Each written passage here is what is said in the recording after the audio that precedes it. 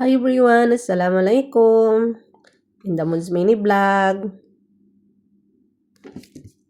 Nagluto kita chicken sweet and sour. In manok nakamarinate siya. Tapos igisa tayan in manok. Pasalaan na siya bawang iwan luya. Nakamix na yan na marinated pa. Ila oras yun. Tapos ilutang kain sibuyas. New style sibuyas sa ulang yung sibuyas gisa. Tapos sunod ka na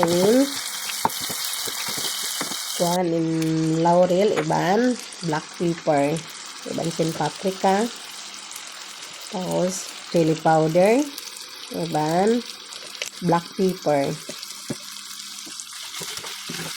Init sa mga kalasahan.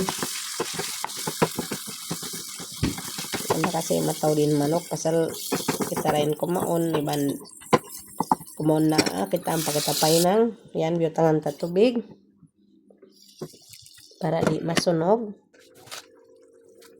Konting tubig, tuyo, suka at siyempre asukal.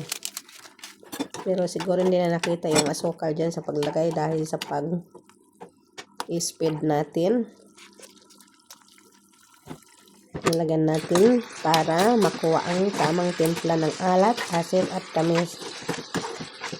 Kaya ito tinatawag na chicken sweet and sour. O ayan na mga kalasan, ready na ang ulam na siguradong mapapa-extra rice ka naman.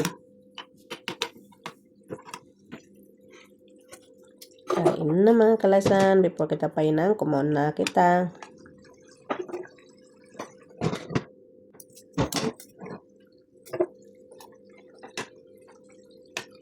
In nakapulayan kwan paprika.